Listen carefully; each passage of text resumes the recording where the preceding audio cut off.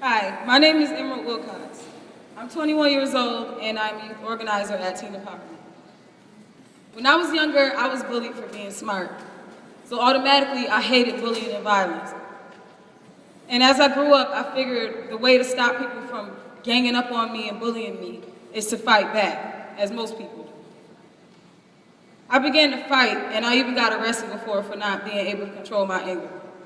I used to think that although violence was something I disliked, it was something that was going to happen anyway, and that there was nothing I could personally do to change it. Growing up the way that I did, coming from a home with domestic violence and always seeing death and violence in the media, it began to not even surprise me. I began to accept it. It became so normal to the point where I didn't even care. My agenda was to make money and stay out of trouble so that I could be okay. My view of violence has obviously changed in the last 64 days and actually in the last year. When I began my job at Teen Empowerment as a youth organizer, I was already becoming more aware of the problems that affect my community and of the understanding that I actually have a voice that mattered. Through my job, I was given the opportunity to actively participate in the Season for Nonviolence.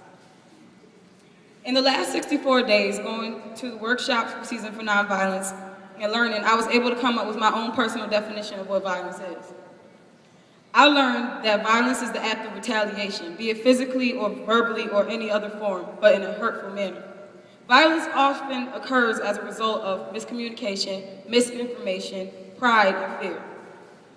But through the workshops, I learned alternative ways of dealing with these factors that lead to violence, so that I may avoid a couple of those situations.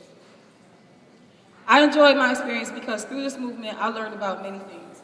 At the Paul Chappelle workshop, I learned about how fear and being misinformed could lead to violence, and that knowing who you are and what you possess can lead to a sense of humility and understanding, and the understanding of the necessity of walking away. During the Gandhi workshop, I realized how leaders like Gandhi and Martin Luther King used nonviolent tactics to bring forth reform for their communities and nations.